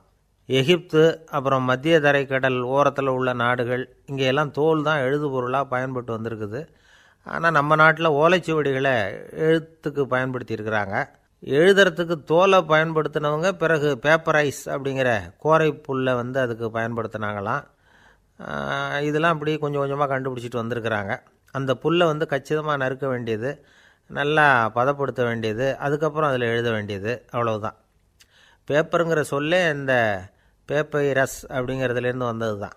அதுக்கப்புறம் தான் காகிதம் வந்தது. இதை முதல்ல சீன நாட்டில் தான் கண்டுபிடிச்சாங்க. அது வந்த பிறகு அச்சு எந்திரம் கண்டுபிடிக்க வேண்டிய அவசியம் ஏற்பட்டது. அதை கண்டுபிடிச்சவர் ஜெர்மானிய அறிவியல் அறிஞர் ஜான் கூட்டன்பர்க். அச்சுக்கலைக்கு அடித்தளம் அமைச்சவர் அவர் தான். ஜெர்மனியில் மெயின்ஸ் அப்படிங்கிற ஊரில் 1399 பிறந்தார். அவரோட மாமன் ஒருத்தர் உலோக வேலையில் வல்லவர். அவர்கிட்ட அந்த வேலையை கற்றுக்கிட்டார். அதோட வைர கற்களை பட்டை தீட்டுறதுலேயும் ரொம்ப தேர்ச்சி பெற்றிருந்தார். இளம் வயசுலேயே சும்மா இருக்க மாட்டாராம், எதை செஞ்சாலும் அதை திறமையாக செய்வாராம். அவர் தான் முதல்ல மர அச்சு எழுத்துக்களை உருவாக்கினார். அது மேலே மை தடவி பிரதிகள் எடுத்தார். அதுக்கப்புறம் உலோக எழுத்துக்கள், முதல்ல காரியம், அப்புறம் இரும்பு, அப்புறம் கலப்பு உலோகம், பிறகு அச்சடிக்கிறதுக்கு எந்திரம் ஒன்றையும் உருவாக்கினார். முதல்ல பைபிள் அச்சடித்தார். 1468 அவர் இறந்து போனார். 16ஆம் நூற்றாண்டில் மேலை நாடுகளிலிருந்து மர எழுத்துக்களை கொண்டுக்கிட்டு தமிழ்நாட்டில் கிறிஸ்தவ நூல்களை அச்சிட்டாங்க. அப்போல்லாம் அச்சகங்கள் போதிய அளவுக்கு இங்கே இல்லை. அதுக்கு என்ன காரணம்னா, இந்தியர்கள் அச்சகங்களை நடத்தக்கூடாது அப்படின்னு சட்டம். 1835 வரைக்கும் அந்த சட்டம் நடைமுறையில் இருந்தது. இந்த நிலைமையில் அங்கேயும் இங்கேயுமா 1-2 அச்சகங்கள் ஆரம்பமாச்சு. 1713 தரங்கம்பாடியில் லூத்தரன் மிஷன் அச்சகம், அதே ஆண்டில் சென்னையில் SPCK அச்சகம். இது ரெண்டும் தான் இந்தியாவில் முதல்ல தொடங்கப்பட்ட அச்சகங்கள். ஆட்டுத்தோல்லையும் ஓலைச்சுவடியிலையும் எழுதப்பட்ட எழுத்துக்கள் இன்றைக்கி எங்கேயோ போயிடுது. ஆனால் நம்ம ஊரில் எழுத்தாளர்கள் நிலைமை தான் ஒன்றும் சொல்லிக்கிறது மாதிரி இல்லை. நம்ம ஆள் ஒருத்தர் சொன்னார், சார் நான் சொந்தத்தில் ஒரு அச்சாபீஸ் வச்சுருந்தேன், இப்போவும் வச்சுருக்கிறேன். அதனால் என்னுடைய படைப்புகளை புத்தகமாக வெளியிடுறதில் எனக்கு ஒன்றும் கஷ்டம் இல்லை. வருஷத்துக்கு ஒரு புத்தகம் எழுதி வெளியிட்டுருவேன். 15 வருஷமாக இலக்கிய உலகத்துக்கு இப்படி சேவை செஞ்சுக்கிட்டு வர்றேன். ஆனால் இந்த வருஷம்தான் வாசகர்கள் எனக்கு பாராட்டு விழா நடத்தியிருக்கிறாங்க அப்படின்னார். இந்த வருஷம் அப்படி என்ன விசேஷம் அப்படின்னு கேட்டோம். இந்த வருஷம்தான் நான் எந்த புத்தகம் எழுதி வெளியிடாமல் இருந்தேன், அதுக்காகத்தான் எனக்கு இந்த பாராட்டு விழா அப்படின்னார். ஒரு நண்பர் இருக்கார், எப்போ பார்த்தாலும் கையில் ஒரு புத்தகம் இருக்கும். புத்தகம் இல்லாமல் எங்கேயும் புறப்பட மாட்டார். எதுக்காக இப்படி எடுத்துகிட்டு போகிறீங்க அப்படின்னு கேட்டால், எனக்கு இது ஒரு நல்ல நண்பன் மாதிரி. இந்த காலத்தில் எங்கே போனாலும் காத்திருக்க வேண்டியிருக்கு. அது மாதிரி சமயத்தில் நான் நண்பன் கூட பேசிக்கிட்டு இருப்பேன் அப்படிம்பாரான். ஒருத்தர் ஒரு பெரிய அரச பதவியில் இருந்தார். அவர் பதவியிலேருந்து இறங்க வேண்டிய சூழ்நிலை. அரசு கொடுத்துருந்த வீட்டை விட்டுட்டு வெளியில் வர்றார். வரும்பொழுது 2 கையிலையும் 2 பெட்டியை எடுத்துகிட்டு வந்தாராம். சார் உங்களுடைய உடைமைகள் அப்படின்னு கேட்குறாங்க அங்கே இருந்த ஊழியர்கள். இவர் தன்னுடைய கையில் இருக்கிற பெட்டியை காட்டி, இதுதான் என்னுடைய சொத்து அப்படின்னாராம். ஒரு பெட்டியில் அவருடைய உடைகள், இன்னொரு பெட்டியில் அவர் விரும்பி படிக்கிற புத்தகங்கள். அவ்வளோதான். இதுதான் இருந்துதான். புத்தகம் படிக்கிறது மனசுக்கு நல்லதுங்கிறது நமக்கு தெரியும். புத்தக வாசிப்பு உடம்புக்கும் நல்லதுங்கிறாங்க. அது நமக்கு ஆச்சரியமாக தான் இருக்குது. ஒரு நபர் ஒரு வருஷத்தில் சராசரியாக 2000 பக்கங்களை படிச்சிருக்கணுமா, யுனெஸ்கோ பரிந்துரை. ஆனால் நம்ம நாட்டில் நாம் சராசரியாக படிக்கிறது 32 பக்கங்கள். அவ்வளவுதான். இவ்வளவுக்கு நம்ம நாட்டில் 6000த்துக்கும் மேற்பட்ட நாளேடுகள், 2000த்துக்கும் மேற்பட்ட இதழ்கள், மலர்கள், இவ்வளவு இருந்தும் சரியாக வரல. இந்த உலகத்தில் முதல் நூலகம் எங்கே எப்போ ஆரம்பமாச்சு தெரியுமா? கிமு 2500 ஆண்டில் அது ஆரம்பமாயிருக்குது. பாபிலோனியாவில் அமில் அணு அப்படிங்கிற அரசன் தான் நூலகத்தை உருவாக்கி இருக்கிறான். அப்போல்லாம் தாள் கிடையாது, களிமண் தான். களிமண் பலகைகளில் எழுதி அது தொகுத்து அப்படியே நூலாக்கி அதை நூலகத்தில் வச்சுருப்பாங்களாம். அரசருடைய நூலகத்தில் 1000த்துக்கும் மேற்பட்ட நூல்கள் இருந்ததாக வரலாற்று குறிப்பு இருக்குது. அது மட்டும் இல்லை, அந்த நூலகத்தில் பொருள் வாரியாக, அதாவது சப்ஜெக்ட் வாரியாக புத்தகங்களை வகைப்படுத்தி வச்சுருந்தாங்களாம். அதில் மிச்சம் இருந்த ஒரு 25 களிமண் பலகை புத்தகங்கள் இன்றைக்கும் பிரிட்டிஷ் அருங்காட்சியகத்தில் இருக்குதான். அச்சு தாள் இதெல்லாம் ஏற்பட்டதுக்கப்புறம் அமைக்கப்பட்டது தான் பிரான்சில் இருக்கக்கூடிய பாரிஸ் நூலகம். 1480 பிரெஞ்சு மன்னர் 11ஆம் லூயி இந்த நூலகத்தை அமைச்சாராம். ஆனால் அப்போல்லாம் அரசர்கள் மட்டும்தான் நூலகத்தை பயன்படுத்த முடியுமா. அதுக்கப்புறம் 17ஆம் நூற்றாண்டில் இந்த முறை மாறி பொதுமக்கள் அங்கே போகலாம், படிக்கலாம் அப்படிங்கிற நிலைமை தான். போட்லியன் நூலகம் அப்படின்னு அதுக்கு பேர், பாரிஸ் நகரத்தில் இருக்குது. அங்கே தான் நூல்களின் பட்டியல் தயாரிப்பு பணி ஆரம்பமாச்சு. கல்வி வளர்ச்சியையும் நூலகத்தையும் இணைச்சவர் நெப்போலியன் போனபார்ட். முன்பணம் செலுத்தி புத்தகத்தை படிக்கிற முறையையும் அவர் தான் கொண்டுகிட்டு வந்தாராம். மக்கள்கிட்ட வசூலிக்கிற வரியின் ஒரு பகுதியை நூலகத்துக்கு பயன்படுத்தினவரும் அவர் தானா. நெப்போலியன் நூலகத்தில் உலகத்தில் உள்ள எல்லா மொழி நூல்களும் இருக்குதான். அங்கே ஒரு தமிழ் நூலும் இருந்திருக்குது. அது என்னென்னா கம்பராமாயணம். சோவியத் யூனியனுக்கு படையெடுத்து போனப்போ அங்கேருந்து லட்சக்கணக்கான புத்தகங்களை இந்த பனிச்சறுக்கு வாகனங்கள் இருக்குல்ல, அதில் கொண்டுகிட்டு வந்ததாக வரலாறு. அடுத்தபடியாக குறிப்பிட்டு சொல்லத்தக்க நூலகம் எதுன்னா பிரிட்டிஷ் நூலகம். மிக பழைய கையெழுத்து பிரதியெல்லாம் கூட அங்கே இருக்குது. 1753 ஆரம்பமாச்சு. அதில் உள்ள நூல்களை வரிசையாக அடுக்கினா 180 கிலோமீட்டர் நீளத்துக்கு வருமா. மிகப்பெரிய நூலகம் அமெரிக்க தலைநகர் வாஷிங்டனில் இருக்குதான். இந்தியாவை பொறுத்த வரைக்கும் பெரிய பழைய நூலகம் எதுன்னா கல்கத்தா நூலகம். எல்லா இந்திய மொழி நூல்களும் இங்கே உண்டு. மகாகவி பாரதியார் நடத்தின இந்தியாங்கிற இதழின் எல்லா பிரதிகளும் அங்கே பாதுகாப்பாக இருக்குது. படிக்கும் பழக்கம் இங்கே வளர வேண்டியிருக்குது. ஒருத்தர்கிட்ட ஒரு புஸ்தகத்தை கொடுத்து விமர்சனம் எழுத சொல்லியிருந்தாங்க. கொஞ்ச நாள் கழித்து அவரை போய் பார்த்து, என்னங்க புஸ்தகத்தை படித்து பார்த்தீங்களா அப்படின்னு கேட்டாங்களாம். இதுக்கு அவர் சொல்லியிருக்கிறார், இன்னும் நான் படித்து பார்க்கலிங்க, இப்போ தானே விமர்சனமே எழுதி முடிச்சிருக்கிறேன், இனிமே தான் படிக்கணும் அப்படின்னாராம். ஒருத்தர் அவசரமாக போய்கிட்டு இருந்தார். எங்கே போய்கிட்டு இருக்கீங்க அப்படின்னு கேட்டார் ஒரு பெரியவர். கடைக்கு போகிறேன் சார், சாமான் வாங்கிறதுக்கு அப்படின்னார். அங்கே போகிறதுக்கு முன்னாடி தெரிஞ்சிக்க வேண்டியதெல்லாம் தெரிஞ்சுக்கிட்டீங்களா அப்படின்னு கேட்டார் பெரியவர். கடைக்கு போய் காசை கொடுத்து ஒரு பொருளை வாங்கிட்டு வரப்போகிறோம், இதில் தெரிஞ்சிக்க வேண்டியது என்ன இருக்குது அப்படின்னார் அலட்சியமாக. இப்போ அந்த பெரியவர் பேச ஆரம்பித்தார். இந்த உலகத்தில் எந்த ஒரு செயலில் இறங்குறப்பவும் நாம் நல்லா ஆலோசனை பண்ண வேண்டிய விஷயம் 5 அப்படின்னார். உதாரணமாக, ஒருத்தன் கடைக்கு போய் ஏதோ ஒரு பொருளை வாங்கிட்டு வர போகிறான்னு வச்சுக்கங்களேன். அப்போ கூட அவன் 5 விஷயங்களை பற்றி தெரிஞ்சுக்க வேண்டியிருக்குது அப்படிங்கிறார் அவர். முதல்ல அந்த பொருள் எப்படிப்பட்டது அப்படிங்கிறத தெரிஞ்சுக்கணும். ரெண்டாவதாக தன்னை பற்றியும் தெரிஞ்சுக்கணும். அப்போ தான் அந்த பொருள் தனக்கு தேவையா இல்லையா அப்படிங்கிறத புரிஞ்சுக்க முடியும். மூணாவதாக தெரிஞ்சுக்க வேண்டியது ஒன்று இருக்குது. அது என்னென்னா, அந்த பொருளை அடையிறதுக்கு வழி என்ன அப்படிங்கிறத தெரிஞ்சுக்கணும். அதாவது எவ்வளவு பணம் கொடுத்தா அது கிடைக்கும், இது மாதிரியான விஷயங்கள். நாலாவதாக அந்த பொருளை அடையிறது மூலமாக நாம் அடையக்கூடிய பயன் என்ன அப்படிங்கிறதையும் உணரணும். அஞ்சாவது, அந்த பொருளை அடையிறதுல இருக்கக்கூடிய தடை எது அப்படிங்கிறதையும் நாம் தெரிஞ்சுக்கணும். பெரியவர் பேசுகிறது ஏதோ தத்துவம் மாதிரி தெரியுது இல்லையா? தத்துவம்தான். அதாவது இப்படி உலகியல் வாழ்க்கையில் சின்ன சின்ன விஷயங்கள்லேயே நாம் 5 விஷயங்களை தெரிஞ்சுக்க வேண்டியிருக்குது. அது ரொம்ப அவசியமாக இருக்குது. பேரின்ப நிலைன்னு சொல்கிறாங்கள்ல, அது மாதிரி பெரிய சமாச்சாரங்கள்லேயும் இந்த 5 விஷயங்களை நாம் தெரிஞ்சுக்க வேண்டியிருக்குது. அதுக்கு பேர் என்னன்னா அர்த்த பஞ்சகம். வைணவ சமயத்தில் அர்த்த பஞ்சகம்ங்கிறது ரொம்ப பெரிய விஷயம். கடைக்கு போகிறது மாதிரி கடவுளை பார்க்க போகிறப்பவும் நாம் 5 விஷயங்களை தெரிஞ்சுக்கணுமா. முதல்ல பரம்பொருள் அப்படிங்கிறது என்ன, அதோட தன்மைகள் என்ன, இதை தெரிஞ்சுக்கணும். இதுக்கு பேர் என்னென்னா பரமாத்ம ஸ்வரூபம் அப்படின்னு பேர். ரெண்டாவது, நாம் யார், நம்மோட தன்மை என்ன அப்படிங்கிறத தெரிஞ்சுக்கணும். நான் யாருன்னு எனக்கே தெரியலங்கிறப்போ இதை நான் சொல்கிறேன்னு இது என்னுடையதுன்னு சொல்கிறது தப்பு தானே. அப்புறம் மூணாவது விஷயம், பரம்பொருளை நாம் அடையிறதுக்கு வழி எது, இதை தெரிஞ்சுக்கணும். இது உபாய ஸ்வரூபம் அப்படின்னு பேர். நாலாவது விஷயம், நாம் அடைய வேண்டிய பயன்கள் என்ன அப்படிங்கிறத தெரிஞ்சுக்கிறது. இதுக்கு புருஷார்த்தம் அப்படின்னு பேர். அஞ்சாவது, அந்த பயனை அடைய விடாமல் தடுக்கிற தடைகள் யாவை அப்படிங்கிறத தெரிஞ்சுக்கிறது. இது விரோதி ஸ்வரூபம். இதைத்தான் தடையியல் அப்படின்னு சொல்கிறாங்க.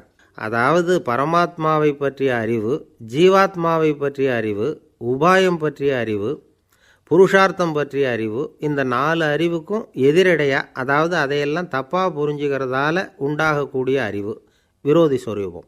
என்ன இது தகவலில் ஏதாவது கதை சொல்லுவீங்கன்னு பார்த்தா ஏதோ தத்துவம் பேசிகிட்டு இருக்கிறீங்களே அப்படின்னு நினைக்கலாம்.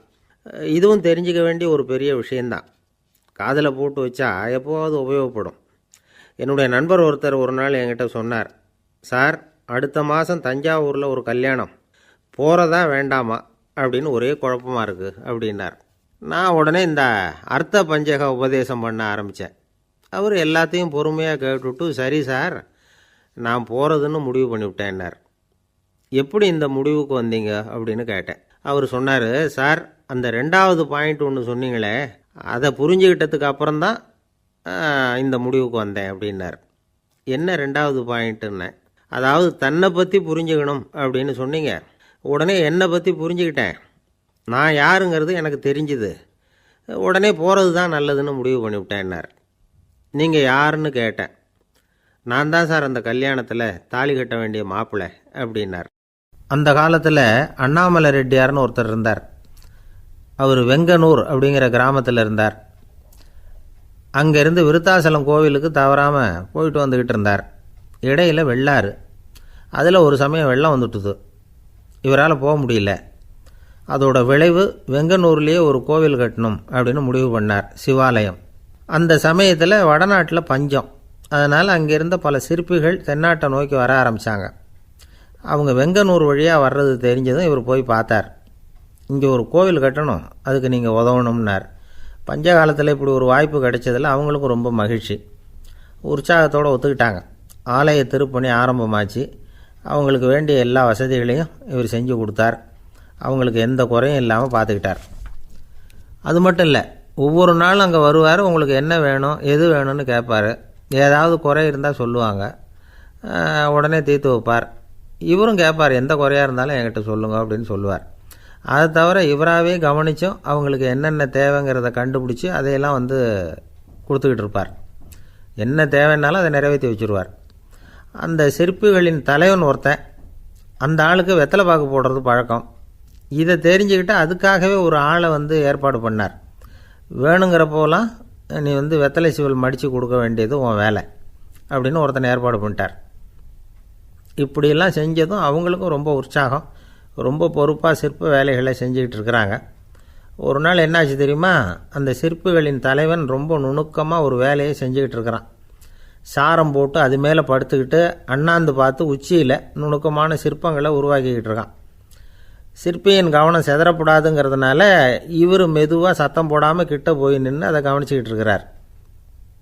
அந்த சிற்பி வழக்கம் போல் வெத்தலை பாக்குக்காக இடது கையை கீழே நீட்டினான். அந்த சமயம் பார்த்து அவருக்கு தாம்பூலம் கொடுக்குறவன் அங்கே இல்லை, எங்கேயோ போயிருக்கிறான். அண்ணாமலை ரெட்டியார் என்ன பண்ணார் தெரியுமா? தனக்காக கொடுக்கப்பட்ட தாம்பூலத்தை வாங்கி சிற்பியின் கையில் கொடுக்குறார். அவன் வாங்கி போட்டுக்கிட்டான். இது என்ன இன்னைக்கு வெத்தலை சீவல் வேறு மாதிரி இருக்குது, வாசனை தாம்பூலமாக இருக்குது அப்படின்னு யோசனை பண்ணிவிட்டு கீழே திரும்பி பார்க்குறார். பார்த்தா ரெட்டியார் மறுபடியும் சிற்பி கை நீட்டும் பொழுது கொடுக்கறதுக்காக தாம்பூலத்தை மடித்து வாங்கி வச்சுக்கிட்டு தயாராக நிற்கிறார். சிற்பிக்கு அதிர்ச்சி. உடனே பொத்துன்னு கீழே குதிச்சான். ஐயா, என்ன இது நீங்களா அப்படின்னா. இவர் சொன்னார், நான் ஒன்றும் தப்பு பண்ணலையே, உன்னுடைய கை புண்ணியம் செஞ்ச கை, கோயில் கட்டுற கை, அந்த கைக்கு தாம்பூலம் கொடுக்கறதுல என்ன தப்பு அப்படின்னாராம். ஏற்கனவே பஞ்சத்தில் அடிபட்டு வந்த எங்களை நீங்கள் ஆதரித்ததே பெரிய விஷயம். இந்த செயல் என்னை ஒரு பெரிய கடனாளி ஆகிவிட்டுது. ஐயா, எங்களுக்கு உணவு உடை இதை மட்டும் நீங்கள் கொடுத்தா போதும், ஊதியம்னு எதுவும் வாங்க மாட்டோம் அப்படின்னு நானா. அந்த சிற்பி எவ்வளோ வற்புறுத்தியும் எதுவும் வாங்கிக்கலையாம். இந்த செய்தியை தமிழ் தாத்தா டாக்டர் ஊவேசா சொல்லியிருக்கிறார். அந்த காலத்தில் எப்படிப்பட்டவங்கள்லாம் வாழ்ந்துருக்கிறாங்க பாருங்கள். இந்த காலத்தில் ஒருத்தர் கோவில் கட்டினார், வேலை செய்கிற எல்லாருக்கும் சாப்பாடு போடுவார். சிற்ப வேலை செஞ்சுட்டு சாப்பிட வர்ற ஒவ்வொருத்தர் கையையும் அன்பாக பிடிச்சி முத்தம் கொடுத்து உள்ளே அனுப்புவார். அந்த கைகளுக்கு நீங்கள் கொடுக்குற மரியாதையாது அப்படின்னு கேட்டாங்க. அது இல்லைங்க, ஏற்கனவே முதல் பந்தியில் சாப்பிட வந்தவன் மறுபடியும் வர்றானான்னு கண்டுபிடிக்கிறதுக்காக கையை பிடிச்சி மோந்து பார்க்குறேன் அப்படின்னாராம் அவர். பிரம்மத்தை அறிந்தவன் பிரம்மமாகிறான் அப்படின்னு ஒரு பெரியவர் பேசினார் ஒரு கோவிலில். தைத்திரிய உபனிஷத்து அப்படி சொல்லுதான். இதை கேட்கும் பொழுது நமக்கு ஒரு சந்தேகம் வரும். அது எப்படி? பிரம்மத்தை அறிந்தவன் பிரம்மம் ஆகிறான்னா, சிங்கத்தை அறிந்தவன் சிங்கம் ஆகிறானா, தோசையை அறிந்தவன் தோசை ஆகிறானா? இப்படிப்பட்ட சந்தேகம் நமக்கு வர்றதில் ஒன்றும் ஆச்சரியம் இல்லை. இது இயற்கை. இதுக்கும் அந்த பெரியவரே பதில் சொல்கிறார். சிங்கம் வேற, நாம் வேற. அதனால் சிங்கத்தை அறிந்தவன் சிங்கமாக மாட்டான். ஆனால் பிரம்மம் வேற, நாம் வேற இல்லை. அதனால் பிரம்மத்தை அறிந்தவன் பிரம்மமாகறான் அப்படிங்கிறது அவரோட விளக்கம். மனிதன் அவன்தான் தான் பிரம்மங்கிறது தெரியாதனால தான் அதை வேற எங்கேயோ தேடிகிட்டு இருக்கிறான். கடைசியில் அது தான் தாங்கிறது புரிஞ்சுக்கிற பொழுது அவன் பிரம்மம் ஆகிடுறான். இதை விளக்கிறதுக்கு ஒரு உபநிஷத்து கதையே இருக்குது. நமக்கு தெரிஞ்ச கதை தான், ஆனால் அதை வேறு விதமான அர்த்தத்தில் விளையாட்டாக சொல்லிகிட்டு இருக்கிறோம். ஒரு சமயம் ஒரு 10 நண்பர்கள் ஒரு காட்டு வழியாக போய்கிட்டு இருக்கிறாங்க. குறுக்க ஒரு நதி, அதை கடந்து அடுத்த பக்கம் போகணும். எல்லோரும் ஒரு வழியாக கடந்து அடுத்த கரைக்கு போய் சேர்ந்துட்டாங்க. அங்கே போய் சேர்ந்ததுக்கப்புறம் எல்லோரும் பத்திரமா சேர்ந்துட்டோமா அப்படின்னு தெரிஞ்சுக்கிறதுக்காக எண்ணி பார்க்குறான் அந்த கூட்டத்து தலைவன். அவங்க மொத்தம் 10 பேர். ஆனால் இவன் எண்ணி பார்க்குறப்போ 9 தான் வருது. ஏன்னா அவன் தன்னை விட்டுவிட்டான். எதிரில் நிற்கிறவங்கள மட்டுமே எண்ணுறான். ஐயோ 10வது ஆள் எங்கேங்கிறான், பதறான். சரி நீ இரு, நான் எண்ணி பார்க்குறேன்னு சொல்லிவிட்டு இன்னொருத்தன் எண்ணுறான். அவனும் தன்னை விட்டுட்டு எண்ணுறான். 9 தான் வருது. எல்லோரும் கொய்யோ முறையோன்னு கத்த ஆரம்பிச்சிட்டாங்க. அந்த சமயத்தில் ஒரு பெரியவர் அந்த பக்கமாக வர்றார். என்ன விஷயம்னு விசாரிக்கிறார். 10வது ஆள் 6 அடிச்சுட்டு போட்டுது அப்படின்னு சொல்லி இவங்க அழறாங்க. சரி அழாதீங்க அப்படின்னு சொல்லி அந்த தலைவனை பார்த்து இப்படி வாங்குறார். வர்றான். இப்போ எனக்கு முன்னாடி ஒரு தரம் எண்ணு பார்க்கலாம்ங்கிறார். 1 2 3ன்னு ஆரம்பித்து 9ல் முடிக்கிறான். உடனே பெரியவர் நீ தான் அந்த 10வது ஆள் அப்படிங்கிறார். இது உண்மை, நாம் தான் அது. நாம் தான் நம்மளை வேறு எங்கேயோ தேடிகிட்டு இருக்கிறோம். நாம் எங்கேயோ தேடிகிட்டு இருக்கிறோமே, அந்த பிரம்மம் நாம் தான். இப்படி ஒரு பெரிய உண்மையை விளக்கிறதுக்காக தான் அப்படி ஒரு கதை சொல்லப்பட்டது. ஆனால் அதை நாம் வேறு விதமாக வேடிக்கையாக உபயோகப்படுத்திக்கிட்டு இருக்கிறோம். எப்படி தெரியுமா? ஒரு ஆத்தங்கரையில் ஒரு 10 பேர் முழிச்சுக்கிட்டே நின்றுக்கிட்டு இருந்தாங்களாம். அந்த பக்கமாக வந்த ஒருத்தன், ஏன் இப்படி முழிச்சுக்கிட்டு நிற்கிறீங்கன்னு கேட்டிருக்கிறான். எங்களுக்கு நீச்சல் தெரியாது, நாங்கள்லாம் அடுத்த கரைக்கு போய் சேரணும் அப்படின்னு நாங்களாம். சரி, நான் கொண்டுட்டு போய் விடுறேன். எல்லாரும் அக்கறைக்கு போய் சேர்ந்த உடனே ஆளுக்கு ₹1 வீதமாக மொத்தம் ₹10 எனக்கு கொடுக்கணும் அப்படின்ட்டுருக்கான் இவன். சரின்னு ஒத்துக்கிட்டாங்க. இவன் ஒவ்வொருத்தராக கையை பிடிச்சி மெதுவாக ஆற்றுல இறக்கி அழைச்சிட்டு போயிட்டான். 9 பேரை கரை சேர்த்துட்டான். 10ஆவது ஆள் பாதி ஆற்றுல போயிட்டு இருக்கிறப்போ திடீர்னு வெள்ளம் வந்துட்டுது. புடி நழுவி போச்சு. கையை விட்டுட்டான். வெள்ளம் அடிச்சிட்டு போட்டுது. அழைச்சிட்டு வந்தவன் நீச்சல் அடித்து தடுமாறி கரைக்கு வந்து சேர்ந்துட்டான். கரையில் இருந்தவங்களுக்கு இந்த விஷயம் தெரியாது.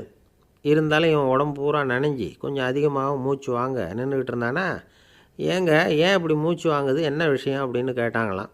அதுக்கு இவன் கொஞ்சமாக அலட்டிக்காமல் சொன்னானா, வேறு ஒன்றும் இல்லை, நீங்கள் கொடுக்க வேண்டிய ₹10 ₹1 குறைஞ்சி போச்சு, அவ்வளவுதான் அப்படின்னானா. ஒரு ஆள் ராமகிருஷ்ணரை தேடி வந்தான். அவன் கையில் 1000 பொற்காசுகள் வச்சுருந்தான். அதை அவர்கிட்ட கொடுத்து இதை ஏற்றுக்கணும் அப்படின்னு ரொம்ப பணிவாக கேட்டுக்கிட்டான். அவர் பார்த்தார், இது எனக்கு தேவையில்லை, ஆனாலும் உன்னுடைய மனசை புண்படுத்துறதுக்கு நான் விரும்பலை, அதனால் நீ கொடுக்குறத வாங்கிக்கிறேன்னார். வாங்கிக்கிட்டார். அப்புறம் கேட்டார், இதை பாரு, இனிமேல் இதெல்லாம் என்னுடையது தானே அப்படின்னார். ஆமாம், அதையெல்லாம் நான் உங்களுக்கே கொடுத்துட்டேன்னா அவன். சரி, இப்போ நீ எனக்காக ஒரு காரியம் பண்ணணும்னார். என்ன செய்யணும்னு சொல்லுங்கன்னா, இந்த நாணயங்களையெல்லாம் எடுத்துக்கிட்டு போய் கங்கை நதியில் எரிஞ்சுட்டு வா அப்படின்னார். இவனுக்கு அதிர்ச்சியாக போச்சு. என்ன பண்ணுறது, இனிமேல் அது முடியாதுன்னு சொல்ல முடியாது. ஏன்னா அந்த நாணயங்களையெல்லாம் அவருக்கே கொடுத்துட்டான். இனிமேல் அதெல்லாம் இவனுடையது இல்லை. பேசாமல் அவ்வளவையும் அள்ளிக்கிட்டு ஆத்தங்கரைக்கு போனான். போனவன் ரொம்ப நேரம் திரும்பியே வரல. ராமகிருஷ்ணருக்கு சந்தேகம், என்ன ஆச்சு அந்த மனுஷனுக்கு, காசுகளோடு அந்த கங்கையில் குதிச்சுட்டானா, போகும்பொழுதே ஒரு மாதிரியாக தான் போனான், போய் என்னன்னு பார்த்துட்டு வாங்க அப்படின்னார். அங்கே இருந்த ஒருத்தர் ஓடி போய் பார்த்தார். அவர் போய் பார்க்கும்பொழுது அவன் அங்கேயே இருந்தான். அதுக்கப்புறம் அவர் திரும்பி வந்தார். வந்து விவரத்தை சொன்னார். அதாவது அவன் கங்கை கரையில் உட்காந்துக்கிட்டு ஒவ்வொரு நாணயமாக 1 2ன்னு எண்ணி வீசிக்கிட்டு இருக்கிறான். அவனை சுற்றி ஒரு கும்பல் நின்றுக்கிட்டு அவனை தடுத்துக்கிட்டு இருக்குது அப்படின்னு விவரத்தை சொன்னார் போயிட்டு வந்தவர். இதை கேட்டதும் ராமகிருஷ்ணரே புறப்பட்டு அங்கே போனாராம். என்ன இப்படி பண்ணிகிட்ருக்கிற, நான் உன்னை அந்த நாணயங்களை கங்கையில் வீசி எறிய சொன்னேன், நீ ஏன் அதை எண்ணிக்கிட்டு இருக்கிற அப்படின்னார். பழக்கம்தான் காரணம், நான் ஒவ்வொரு நாளும் ஒவ்வொன்றா சேமித்து வச்சேன். இன்றைக்கி என்கிட்ட நிறைய இருக்குது, உங்களுக்கு ஒரு 1000 நாணயங்களை கொடுக்கணுங்கிறது என்னோடய ஆசை அப்படின்னா. இப்போ ராமகிருஷ்ணர் சொன்னார், ஒரே நேரத்தில் எல்லாத்தையும் சம்பாதிச்சிருந்தா நீ எண்ணுறது பொருத்தமாக இருக்கும். எல்லாத்தையும் இழக்கும்போது ஒவ்வொன்றா எண்ணிக்கிட்டு இழக்கிறதுங்கிறது சரியான செயல் இல்லை. அதனால் ஒரே தடவையாக எல்லாத்தையும் தூக்கி எறிஞ்சிடும் அப்படின்னார். இது இழப்பது அப்படிங்கிற ஒரு உயர்ந்த நிலை. இதை நாம் யதார்த்த வாழ்க்கையில் சம்மந்தப்படுத்தி பார்த்து குழப்பிக்கிட்டு இருக்கக்கூடாது. இழக்கிறேன்னு சொல்லிக்கிட்டு இருக்கிற காசையெல்லாம் ஆற்றுலையும் குளத்துலையும் கொண்டு போய் எரிஞ்சிட்டு வாங்க அப்படின்னு உபதேசம் பண்ணுறதாக யாரும் நினச்சிடக்கூடாது. இதில் நாம் புரிஞ்சிக்க வேண்டியது என்னென்னா, எதையாவது ஒன்றை இன்னொருத்தருக்கு கொடுக்கணும் அப்படின்னு விருப்பப்பட்டால் அதை மனப்பூர்வமாக கொடுத்துடணும். கொடுத்துட்டு அதையே நினச்சிக்கிட்டு இருக்கக்கூடாது. நம்மால் ஒருத்தர் ஒரு ₹100 நோட்டை தன்னுடைய நண்பர் ஒருத்தர்கிட்ட கொடுத்து, இது உனக்கு தான் வச்சுக்கோ அப்படின்னார். அவர் பார்த்தார், இது இனிமேல் எனக்கு தானே சொந்தம் அப்படின்னார். ஆமான்னார் அவர். அப்படின்னா எனக்காக நீ ஒரு உதவி செய்யணும்னார். சொல்லுங்கள் செய்கிறேன்னார் அவர். இந்த ₹100 நோட்டை தீ வச்சு கொளுத்தி விடுன்னார். இவர் அதிர்ச்சியாகி அவரை பார்த்தார். இப்போ அவர் சொன்னார், நீ எனக்கு அன்பாக கொடுத்தது இது, இந்த நோட்டு கள்ள நோட்டுங்கிறது எனக்கு முன்னாடியே தெரியும், சீக்கிரம் கொளுத்தி விடு, அதுதான் நம்ம 2 பேருக்குமே நல்லது அப்படின்னாராம் அவர். ஏங்க எங்கே போயிட்டு வரீங்க அப்படின்னு கேட்டேன். எனக்கு வேண்டப்பட்ட ஒருத்தரை பார்த்து. ஆஸ்பத்திரிக்குன்னார். எந்த ஆஸ்பத்திரிக்குன்னே? மாட்டு ஆஸ்பத்திரிக்குன்னார். என்ன விஷயம்னே? மாமனாருக்கு உடம்பு சரியில்லை, அதுதான் மாட்டு ஆஸ்பத்திரிக்கு போயிட்டு வரேன்னார். அட பாவி, அதுக்கு அந்த ஆஸ்பத்திரிக்காக போவாங்க அப்படின்னு ஆச்சரியமா. அட அது இல்லைப்பா, முதல்ல எங்கள் குடும்ப டாக்டர் தான் தேடிக்கிட்டு போனேன். அவர் அந்த நேரத்தில் அவர் வளர்க்குற நாய்க்குட்டிக்கு உடம்பு சரியில்லைன்னு சொல்லி அதை தூக்கிக்கிட்டு மாட்டு ஆஸ்பத்திரிக்கு போயிட்டாராம் சொன்னாங்க. அதனால் அங்கே போய் அவரை சந்தித்து விஷயத்தை சொல்லிவிட்டு வர்றேன்னார். அப்புறம் தான் எனக்கு கொஞ்சம் நிம்மதியாக இருந்தது. பொதுவாக நமக்கு தெரிஞ்ச வரையில் டாக்டர்கள் 2 வகை. நமக்கு வைத்தியம் பண்ணுற டாக்டர்கள் ஒரு வகை, நம்மக்கிட்ட இருக்கிற ஆடு மாடு கோழிக்கு வைத்தியம் பண்ணுற டாக்டர்கள் ஒரு வகை. இப்போ தான் எனக்கு தெரியும் இன்னொரு வகையான டாக்டர்களும் உண்டுங்கிறது. அது யாருன்னா பூச்சிகளுக்கு வைத்தியம் பண்ணுற டாக்டர்கள், அதாவது பூச்சி டாக்டர்கள். வெளிநாடுகளில் அப்படிலாம் கூட சில பேர் இருக்கிறாங்க.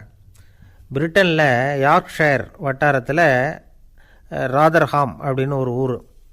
அங்கே ஒரு விலங்கியல் மருத்துவர் பேர் டாக்டர் லான்ஸ் ஜெப்சன். அவர் ஆஸ்பத்திரி வாசலில் பார்த்தீங்கன்னா தினமும் நிறைய பேர் நின்றுக்கிட்டு இருப்பாங்க.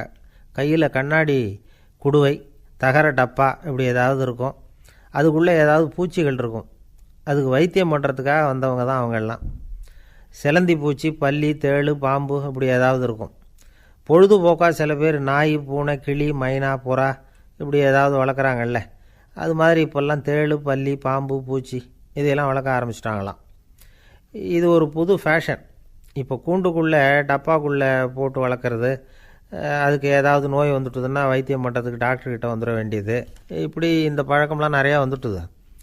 ரத்தம் உறிஞ்சிற அட்டைகள் கூட இவங்ககிட்ட வைத்தியத்துக்கு வருதான். சிலந்திகளில் செங்கால் சிலந்தின்னு ஒரு வகை. மத்திய அமெரிக்க காடுகளில் இது அதிகம். சிலந்திகள்லேயே ரொம்ப விலை உசந்தது இந்த ரகம்தான். கால்களில் சிவப்பு கோடுகள் இருக்கும். இந்த இனம் இப்போ குறைஞ்சிக்கிட்டே வர்றதுனால சர்வதேச விதிகளின்படி இவற்றின் ஏற்றுமதி இறக்குமதிக்கு தடை விதிக்கப்பட்டிருக்குது. அதனால் இதை வளர்க்குறவங்க வீட்டுக்குள்ளேயே இனவிருத்தி மூலமாக பெருக்கி விற்பனை பண்ணிட்டு வராங்களாம். அந்த வகை சிலந்திகள் தான் இப்போ வைத்தியத்துக்கு அதிகமாக வருதான். சரி, இதுக்கெல்லாம் எப்படி வைத்தியம் பண்ணுறாங்க? முதல்ல அதை குளிர்பதன பெட்டியின் வழுவழுப்பான சுவரில் விட்ட உடனே அதெல்லாம் மெதுவாக இறங்கி வரும். அப்போ அதன் நோயை கண்டுபிடிக்கிறது சுலபம். அப்புறம் அதுக்கு கிருமிகளை கொல்லக்கூடிய மருந்துகளையோ வலி நிவாரண மருந்துகளையோ கொடுப்பாங்க. கால் உடைஞ்ச சிலந்திகளுக்கு பசையை கொண்டு ஆப்ரேஷன் பண்ணுவாங்க. சில சிலந்திகளுக்கு உடைஞ்ச காலை எடுத்துட்டா புதிய கால் வளர்ந்துடும். சிலந்திகளை மனிதர்கள் கையில் எடுக்கிறப்போ அது பயந்து போய் கீழே குதிக்குது. அதனால் கால் உடஞ்சி விடுது, இல்லைன்னா வயிறு சேதமடையுது. அந்த நிலைமையில் வர்ற சிலந்திகளுக்கு மயக்க மருந்து கொடுத்து ஆப்ரேஷன்லாம் கூட பண்ணுறாங்களாம். பார்த்தீங்களா பூச்சிகளுக்கு வந்த வாழ்வே. நம்ம ஊர்லேயும் வீடுகளில் பூச்சிகள் வளர்க்குறது உண்டு. ஒருத்தர் வந்தார், எனக்கு 3000 கரப்பாம்பூச்சி அவசரமாக தேவைப்படுது, எங்கே கிடைக்கும்னு கேட்டார். கரப்பாம்பூச்சியா, அது என்னத்துக்குன்னு கேட்டோம். அது வேறு ஒன்றும் இல்லை, நான் குடியிருக்கிற வாடகை வீட்டை காலி பண்ண போகிறேன். வீட்டு சொந்தக்காரர் என்ன சொல்கிறாருன்னா, இந்த வீட்டுக்கு நான் குடி வந்தப்போ எப்படி இருந்ததோ அதே நிலைமையில் விட்டுட்டு போகணும்னு வீட்டுக்காரர் சொல்லியிருக்கிறார், அதனால தான் கேட்டேன் அப்படின்னார். ஒரு தந்தை தன்னோட பிள்ளைய ரொம்ப தைரியசாலியாக வளர்க்கணும்னு ஆசைப்பட்டார். அதுக்காக அவனை கூப்பிட்டு உட்கார வச்சு இப்படி உபதேசம் பண்ணார். இதை பாருப்பா, நான் உன்னாட்டம் இருக்கிறப்போலாம் எதுக்கும் பயப்பட மாட்டேன், ரொம்ப துணிச்சலாக இருப்பேன். ஒரு நாள் ஒரு அப்பாவி எலியை ஒரு பூனை துரத்திட்டு ஓடிச்சு. நான் உடனே என்ன செஞ்சேன் தெரியுமா? அந்த பூனையை பிடிச்சேன், அது வாலில் ஒரு பட்டாசு சரத்தை கட்டினேன், கொளுத்தி விட்டேன். படபடன்னு வெடிக்க ஆரம்பிச்சுட்டுது. அது துள்ளிக்கிட்டு அங்கேயும் இங்கேயும் ஓடி இருக்கு பாரு ஓட்டம், ரொம்ப தமாஷு அப்படின்னார் அப்பா. இப்படி சொல்லிவிட்டு பையனை பார்த்து, இதை கேட்குறதுக்கு உனக்கும் துணிச்சல் வருதா? நான் என்னுடைய செயலை நீ கேட்குறப்போ உனக்கு துணிச்சல் வருதா அப்படின்னு கேட்டார். வருதுன்னா பையன். எப்படின்னா அப்படிங்கிற விவரத்தையும் சொன்னான் அவன். அதாவது எலியை விரட்டினத்துக்காக பூனை வாலில் பட்டாசு கொளுத்துனீங்க நீங்கள், பூனையை விரட்டினத்துக்காக உங்கள் கழுத்தில் பட்டாசு சரத்தை மாட்டினா என்னென்னு தோணுது எனக்கு அப்படின்னு நான் பையன். பையனோட துணிச்சல் அப்பாவே நடுங்க வச்சுட்டுது. அது சரி, ஒரு அப்பா பிள்ளைக்கு இப்படியா உபதேசம் பண்ணுறது? எல்லாருக்கிட்டையும் அன்பாக பழகிறது எப்படி அப்படின்னு சொல்லி கொடுக்கணும். பிஞ்சு உள்ளங்களில் நஞ்சை தூவலாமா? ஒரு நாள் விநாயகர் ஒரு பூனையோடு விளையாடிக்கிட்டு இருந்தாராம். அப்படி ஆசையாக விளையாடிக்கிட்டு இருந்தப்போ அவரோட கை நகம் தவறுதெல்லாம் பூனையோட முகத்தில் பட்டுட்டு தான். அது ஒரு சின்ன கீறலை உண்டாகி விட்டுது. அப்பா அவர் அதை ஒரு பெருசாக நினைக்கல. கொஞ்ச நேரத்துக்கு அப்புறம் விநாயகர் வீட்டுக்கு வந்தார். அவங்க அம்மா பார்வதி தேவியை பார்த்தார். பார்வதி தேவி கன்னத்தில் விரலால் கீறினது மாதிரி ஒரு அடையாளம் இருந்தது. விநாயகருக்கு அதிர்ச்சி, ஆச்சரியம். நம்ம அம்மா இந்த உலகத்துக்கே தாயார், அப்பேற்பட்ட அவங்க முகத்திலேயே கீறலை உண்டாக்கக்கூடியவங்க யாராக இருக்க முடியும் அப்படின்னு யோசனை பண்ணார். தாயே, உன்னுடைய கன்னத்தில் இந்த வடு எப்படிம்மா ஏற்பட்டதுன்னு கேட்டார். குழந்தாய், இது நீ செஞ்ச காரியம்தான்ப்பா, உன்னுடைய கை நகம் கீறினதுனால ஏற்பட்ட வடு தான் இது அப்படின்னாங்க அவங்க. விநாயகர் திடுக்கிட்டு போட்டார். எப்படிம்மா அது? நான் எந்த காலத்துலேயும் ஒன்று அப்படி கீறினதாக எனக்கு நினைவு இல்லையே அப்படின்னார். இன்னைக்கு காலையில் ஒரு பூனையை கீறினதை நீ மறந்துட்டியா அப்படின்னாங்க அந்த அம்மா.